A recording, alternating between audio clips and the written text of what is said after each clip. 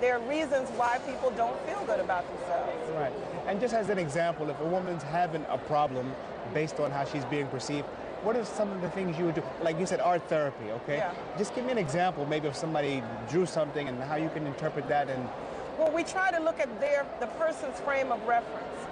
What's her culture like? What does it mean to be perceived well?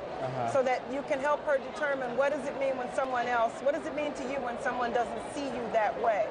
And maybe you can even help her interpret what the greater society sees as a good woman or what's a valuable person in society.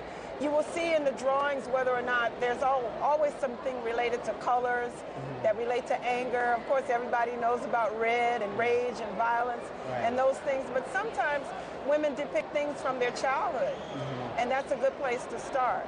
To talk about where they got their frame of reference and how they interpret others. Okay, outside of the mental health arena, what do you think are the major challenges facing Muslim women in America? I think the concern about whether or not they're seen as who they are. Most Muslim women that I know are very intelligent, very educated, very independent women, and they're concerned about people thinking that they're the opposite of that. Okay, Dr. Ida, thank you very much for your time. Inshallah, Allah will give you success in your business. I'm here with Mr. Bryant Moss, also known as Preacher Moss. Assalamu alaikum. Wa alaikum assalam wa rahmatullahi wa barakatuh. And alhamdulillah, viewers, we've met a lot of unique people here, but this is something which is really unique in the American Muslim world, and that is a Muslim comedian. And Preacher Moss here, he's part of a comedy troupe called Allah Made Me Funny. So tell me, first of all, before we get into that, tell me a bit about yourself and how you came to be Muslim. Basically, I got kicked out of Christianity after about 6 years. They said you could go. Right. No, actually, I took my shahada in college. Have been studying, have been around Muslims, Sunni Muslims, Nation of Islam, things like that. And around that time, about 16 to 17, you start trying to figure out or identify, God in your life. And that's when I was about 20. I figured it out. Took my shahada. That was about it. Okay. Now, this comedy that you do, how did that evolve? How did you get into doing comedy? Oh man, I was one of those kids on the corner. I watch funny people in the neighborhood, and no, it's not just comedy. I mean, you have comedy about Islam and Muslims, So how did you get into that? I mean, maybe there was many comedians out there, but not many Muslim comedians telling jokes about Muslims. I started in the mainstream. All right. Okay, they're very anticipated of his answer. No, basically, man. I started out in the mainstream. Okay. Touring with like George Lopez. Wow, jazz bands, Branford Marsalis.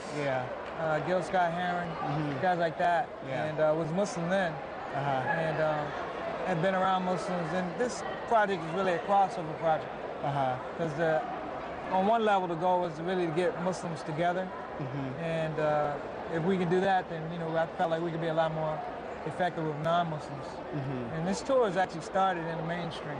So we started at a comedy club, got them not to serve alcohol, no pork, and to see if Muslims would come and support it, and they did. And the rest is pretty much history. Well, let me ask you probably hear this all the time. If Muslims say, look, okay, we're at serious times in this world, there's a lot of issues facing Muslims in Islam. Why are you going out telling jokes? Because the world needs a smile, man. Muslims, we say that, we say that, but we put ourselves in a box. We like to smile, we like to enjoy ourselves. We're three-dimensional people. We're not serious all the time. I've been with sheikhs, and they're not serious all the time. They're serious about the deen, which they should be. But, they smile, they have funny stories and things like that.